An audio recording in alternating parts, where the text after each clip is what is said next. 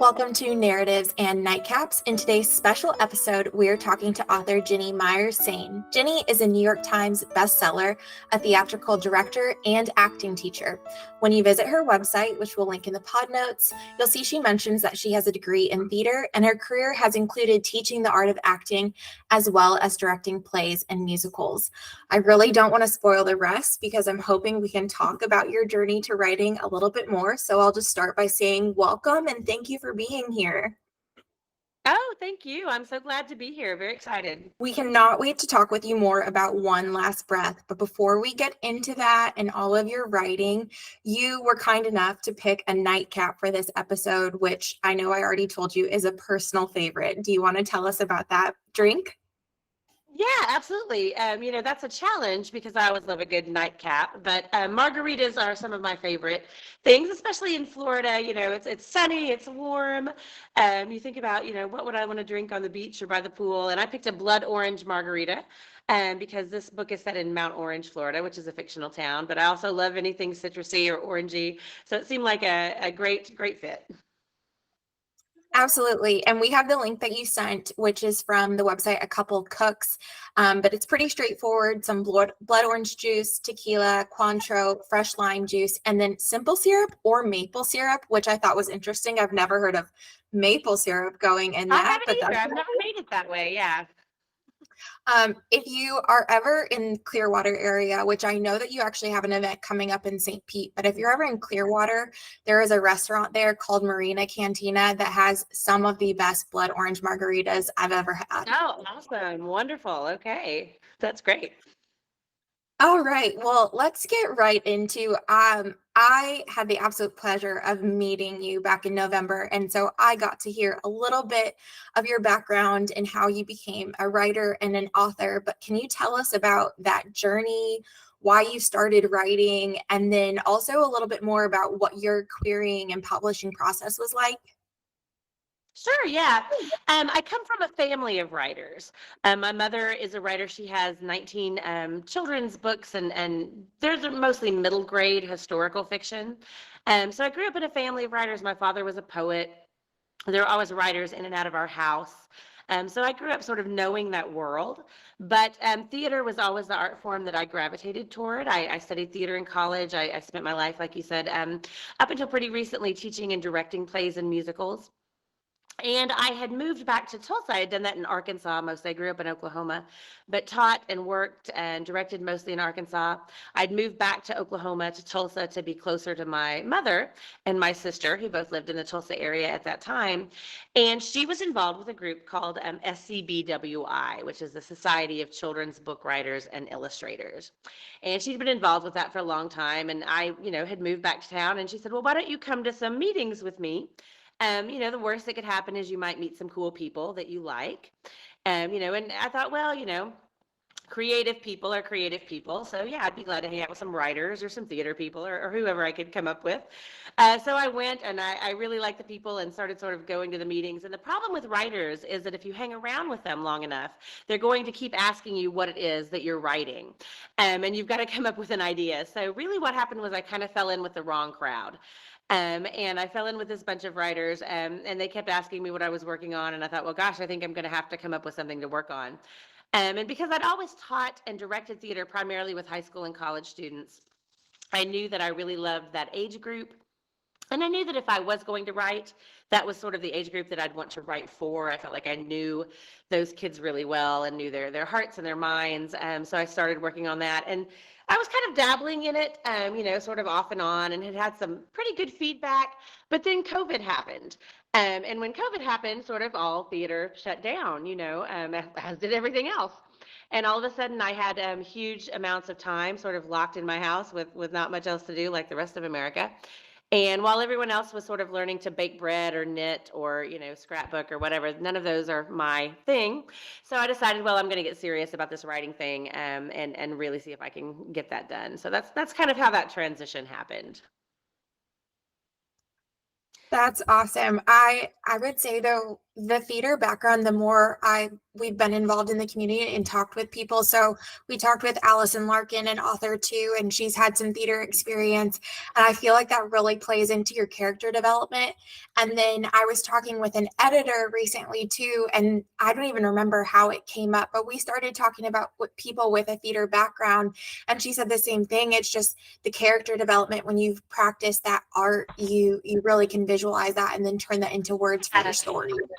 Yeah, I think there's more correlation than I would have realized at first between those two art forms. I think it helps a lot with writing dialogue to have internalized and worked with stage dialogue all those years, character development. I mean, just all of that, and basically just working as a director, particularly you internalize story structure and plotting and all of that sort of thing, even without realizing necessarily that you're doing it. So I can definitely see, yeah, how that's very helpful. It's a really good bridge. Okay, so with your books and your interests, you tend to gravitate toward like the spooky, the creepy, the supernatural. I would say we do too, especially Megan. I do, Um, yes. so can you tell us a little bit about like what inspires you when you are thinking of these stories and maybe Sure. your inspiration for One Last Breath? You know, when I was growing up, those were always the stories that I loved to read. I loved anything that was a little bit dark, a little bit creepy, supernatural. I was never a big fantasy reader as far as like high fantasy and that sort of thing goes, but I do love those real world stories that have just a little bit of a thread of the magic or the supernatural sort of running through them. And when I sat down to write, I messed around with writing some other things first. And like I said, I got some really good feedback, but they didn't really go anywhere. And then I thought, well, why don't I actually write the kind of story I like to read? Maybe that would be helpful. So, it seems like an obvious leap, but it wasn't at first, at least for me. But I was traveling through Florida a couple of years ago before we lived here with my son, and we had been at Disney World for a couple of days, and we were trying to figure out some other stuff to do in the area. And we really liked outdoor stuff and nature. And I knew that there was a place just north of Orlando called Blue Springs, which is in Orange City, Florida. And you go in the winter and you can see these manatees there, lots of manatees. They come into the springs to stay warm.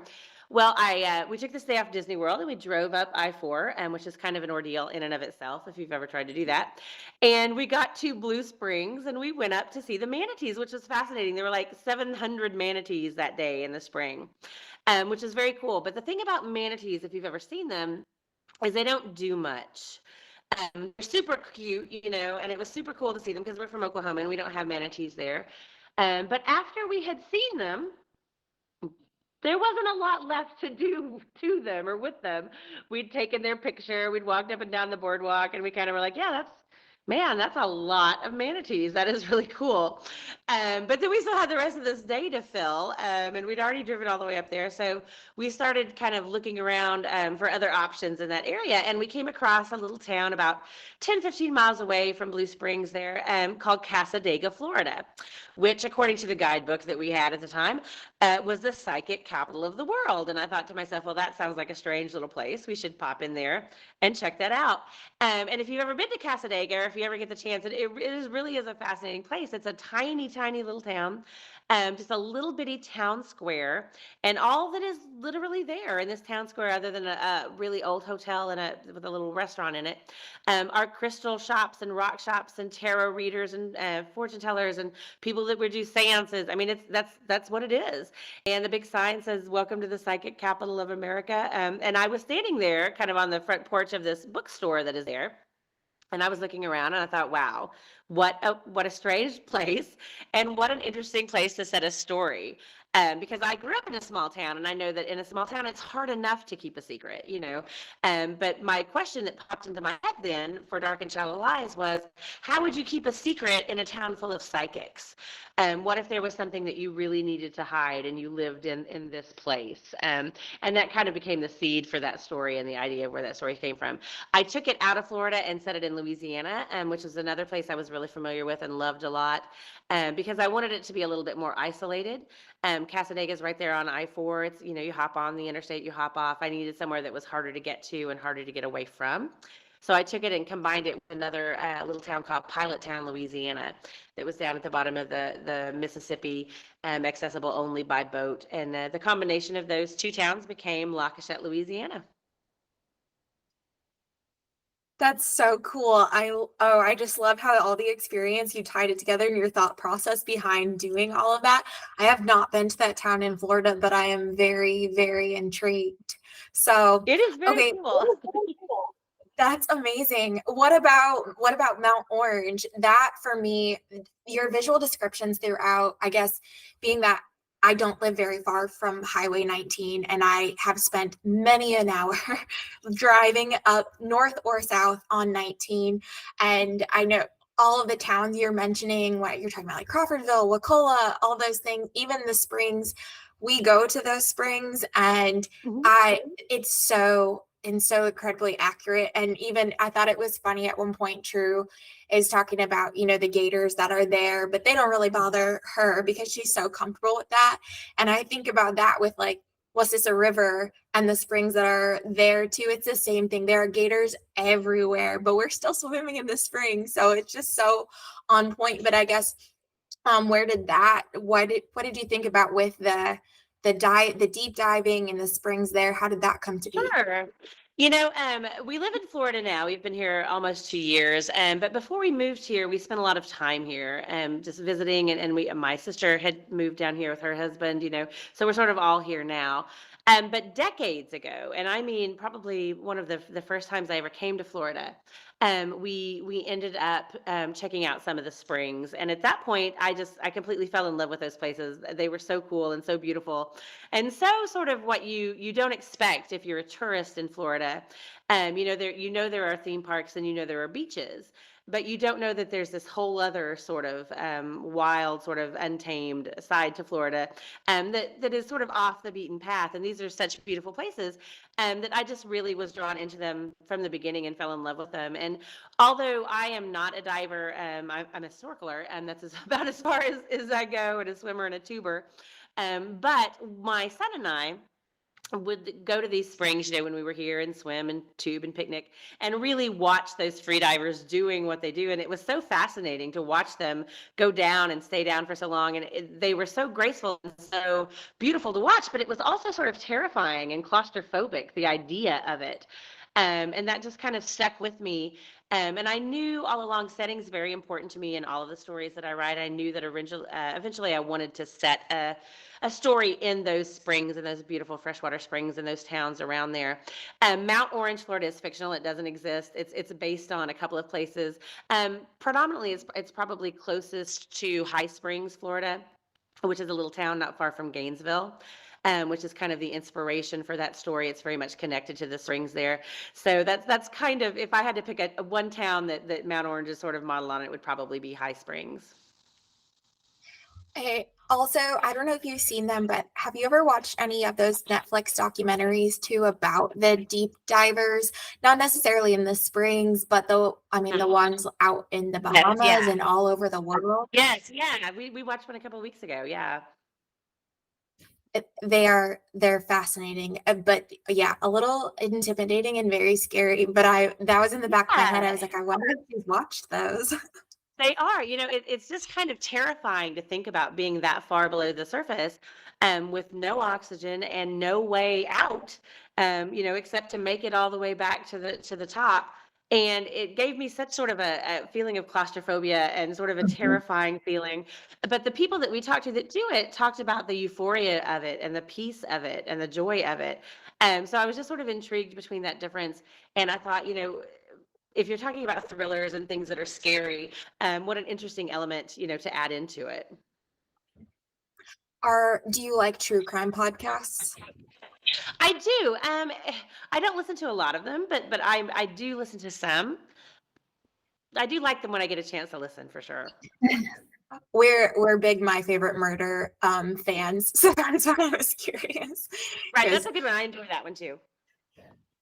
it's fantastic. Oh, so do you have when you're thinking about your stories and envisioning these and then working on them, do you have a favorite place that you go to write? Or for One Last Breath, did you go to High Springs to feel more in that element and what you're picturing? I didn't go while I was writing it. I actually wrote this book while I lived in Oklahoma still. Oh, But I wow. had been many times, and we came down a couple of times on vacation, sort of in between, like turning in the first draft and turning in the edits. So, I wasn't there when I was writing it, but it was certainly a place by that time that I knew really well and had been to. Most of the time when I write, I write sort of, I have a writing room that I like to work in. A lot of my friends go to cafes, people like to write at Panera or Starbucks or all sorts of places. I don't do really well in those sorts of situations because I tend to get really drawn in to whatever is going on in that place, and I sort of am easily distracted. And I'm a terrible eavesdropper. So I always want to, pay attention to what's going on at this table or what's going on at that table. So I sort of need a quieter place. So I do a lot in my writing room. I also do a lot of writing sort of on my back porch. I have a nice covered, back porch, and it's lovely back there, especially in Florida. Living here now, of course, when it's like 100 degrees, I write inside. But on those nice days when it's really lovely or it's rainy, that's another favorite place to write.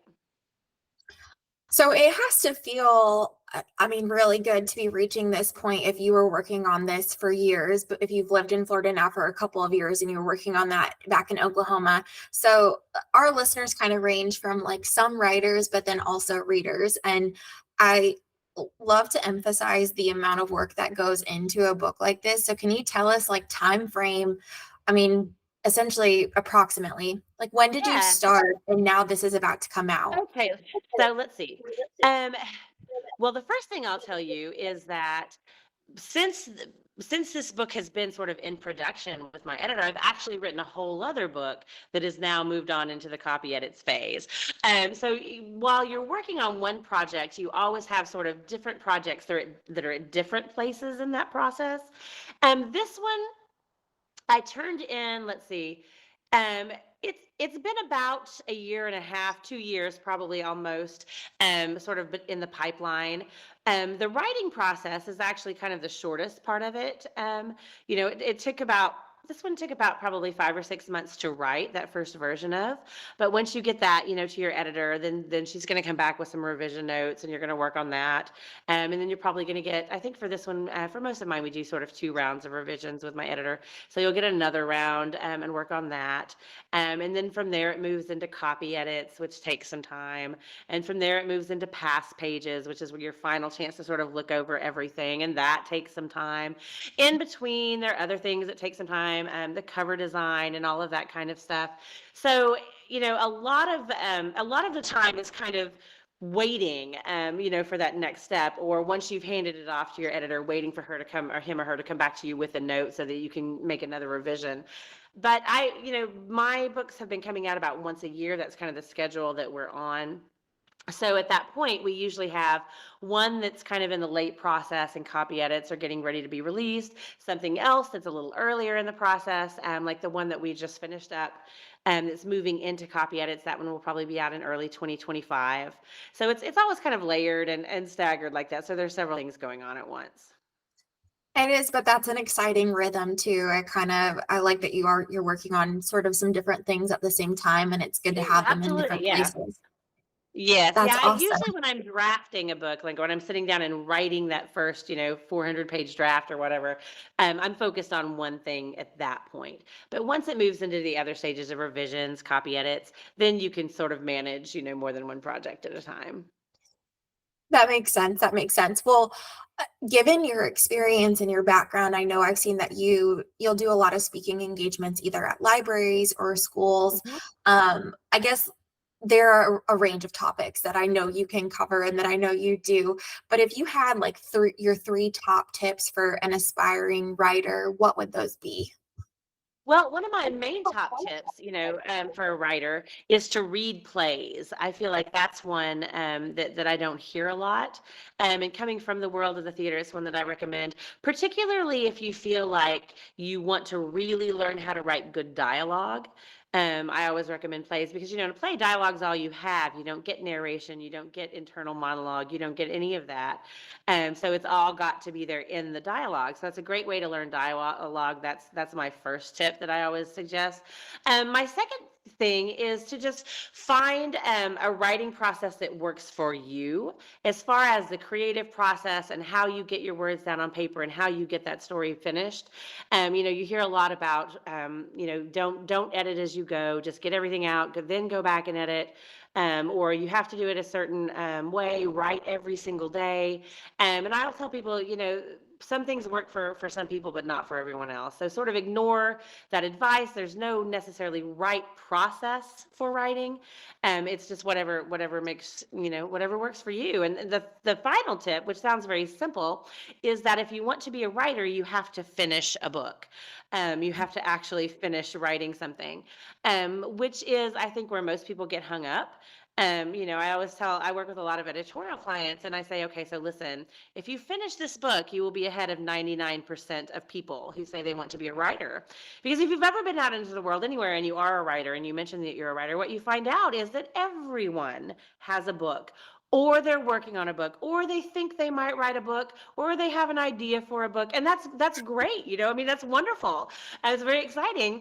But the thing is, most of those people will never finish it. Most of them will never start it. But the ones that do start it, very, very few of them will sit down and finish a book. So if you can actually just get it on paper to the end, you are so far ahead of most people. And if you can get it on paper and get it finished, then you can revise it, you can edit it, you can polish it, you can make it better. But you can't do any of that to a book that doesn't exist. Those are incredible tips. And the screenplay is a new one. I have not heard anyone say that when we've asked about that. It's so great. And you can order plays from Amazon. You can order them from like Dramatic Publishing, lots of publishing places. And just, I would say, look at contemporary plays and just read as many plays as you can. It's a great, great way to really improve your writing. That's awesome. Megan, I feel like I have been hijacking this and I'm very sorry. So No, it's okay. I'm not usually the silent partner. I usually do contribute. I just have a 2-year-old that's running around and I'm trying to focus on this and be a mom at the same time. So I am paying attention, I swear. You're doing great with a 2-year-old. I don't even think I would have my hair combed. So good for you. Yeah, thank you. I did want to ask to Jenny just a little bit about I know that, like, one of the larger themes of One Last Breath is also kind of dealing with sexuality and sexual orientation. And I know that you said you really felt like you relate most to that high school or that young adult group of youth. And I was just wondering if that was kind of a theme that you saw even with working with them, or if that's just more of a period that you see really questioning what's going on in their environment around them, or how do they feel? Yeah, I think kids that age particularly, the stories I write, because I write for a young adult audience and I write young adult characters, are inherently going to be coming of age stories, and they're coming of age stories that are also thrillers, or that it all, and or that have this magical supernatural element to them. But at their heart, they're all coming of age stories. And that experience of sort of finding your way to yourself is such a universal theme, right? And all of us, come to understand things about ourselves as we grow up and as we emerge and become who we are meant to be. And some of us discover those things really early on. Some of us, it takes a while to sort of come back around and go, oh my gosh, I get it now. How did I not know this about me? So I think the fact that True has so many things in this story that she is discovering about herself, not just her sexuality and where, that lies, and how she finds her way in that process, but also, what she wants out of life in general, whether that's going to college, or is it staying here in my small town where I feel safe and comfortable, or branching out? Is it pushing myself to do something I may not be comfortable doing? And I think the thing is, for young adults, all of that is all rolled up and wrapped into these really 2, 3, 4 crucial years of your life, and that makes in itself, that in itself is inherently dramatic, and it is inherently scary, and it is inherently overwhelming. So that's why I think young adult literature sort of lends itself so well to the thriller genre and the romance genre and all of that, because that's what those years are, and that's what they're about. definitely. Yeah, a lot of self-discovery and also just a lot of, I mean, like you've mentioned, it's a little bit scary in itself to figure yourself out as well. So that Oh, adds to absolutely, that thriller absolutely. And aspect. I think there's a reason. I don't think it's accidental or just a coincidence, that so many adults read YA as well. Mhm. Because I think there's this idea, sort of as a society, that once we hit, 19 or 20, we should know all of these things. We should know ourselves. We should know who we are. We should know what we want.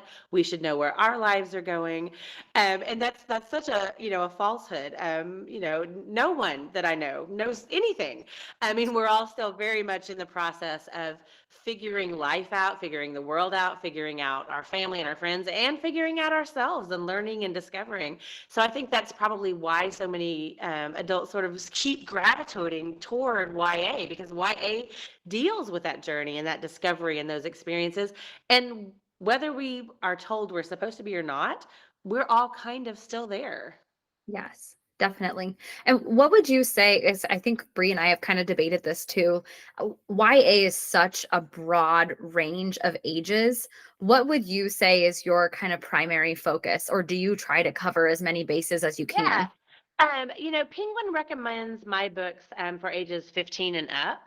Mhm. So they are older YA, and I would say my readers are pretty evenly split probably between those older YA readers and adult readers. I write for teens, write through a teen lens, but I do think that, for some of the reasons we were just talking about, it appeals to adults who are still very much kind Mhm. of searching and exploring and processing as well. Also, just the pacing, I think, of YA appeals to a lot of adults because it is a very much faster paced kind of form of literature, than a lot of adult literature is. We kind of drop you right into the story and keep going.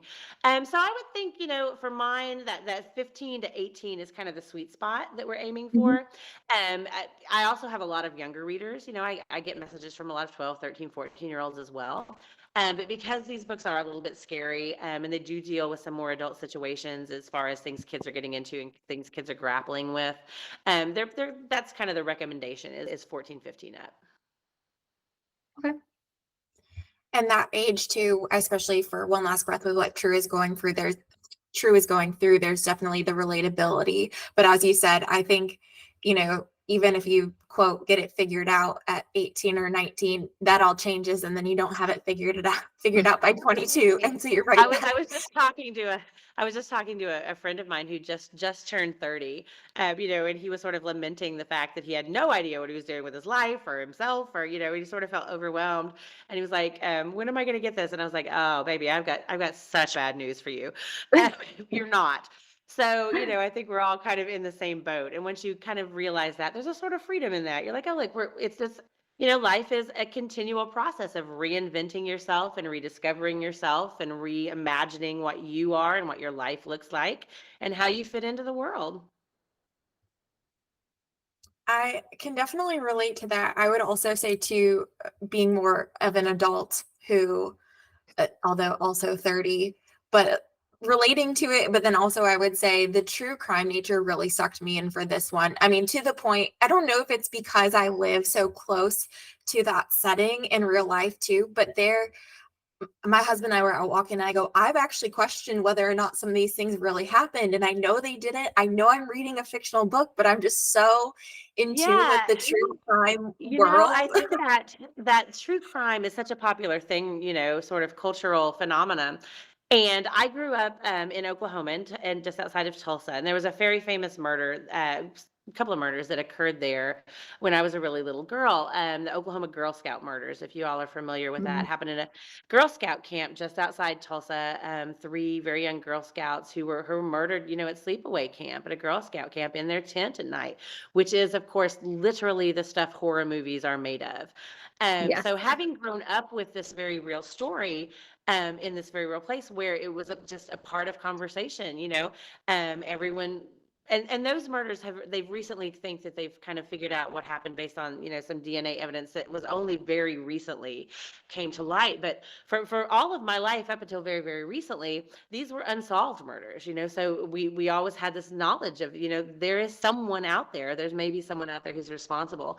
And I think growing up kind of in that shadow of that and in the understanding of that, really did have an effect on me and sort of the way I thought about the world and the way I sort of processed information, and scary information in particularly, because I was a young Girl Scout, at that age, and growing up knowing that that happened.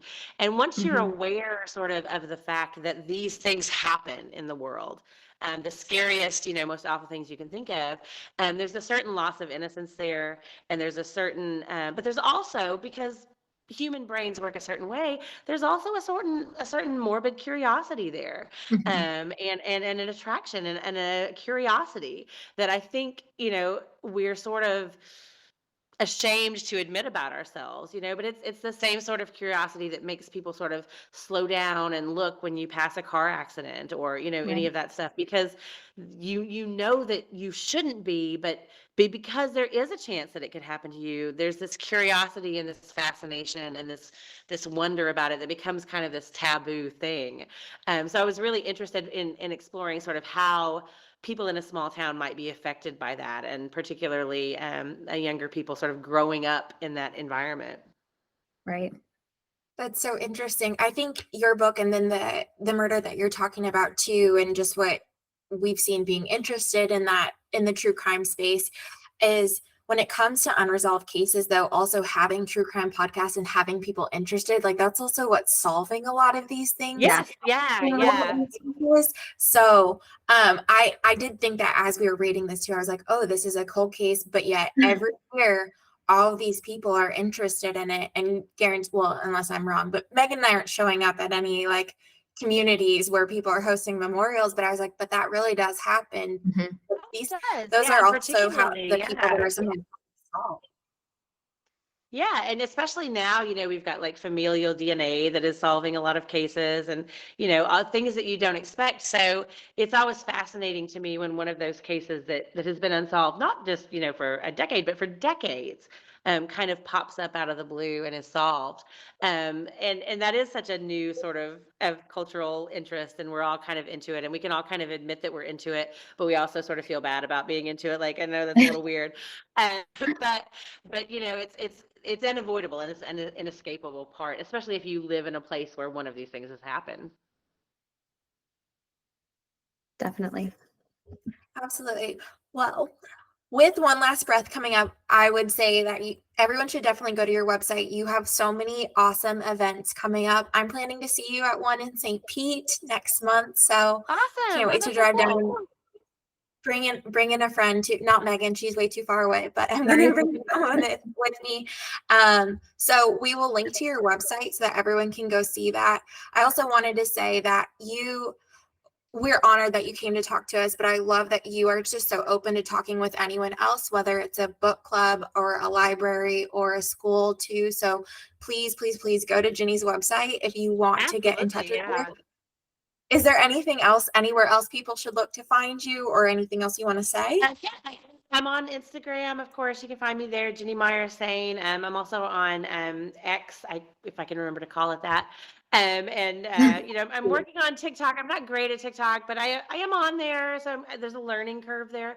But you can find me there as well. Instagram's probably where I share most of the information as far as upcoming events and things like that. So that's a great place to look to find out what I'm up to.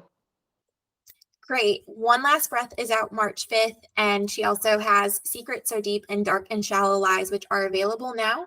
So go check those out. Thank you again, Ginny, for joining us. We loved talking with you. I'm just so Oh, grateful. you're so welcome. So welcome. Glad to be here. Thank you. Talk to you soon. Cheers. All Cheers. right.